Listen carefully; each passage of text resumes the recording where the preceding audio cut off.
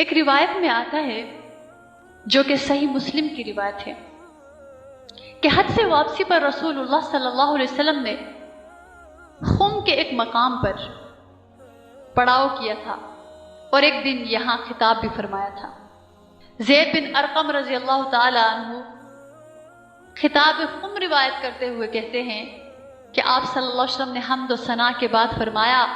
کہ لوگوں آگاہ ہو جاؤ، میں ایک بشر ہی ہوں، ہو سکتا ہے کہ عنقریب میرے رب کا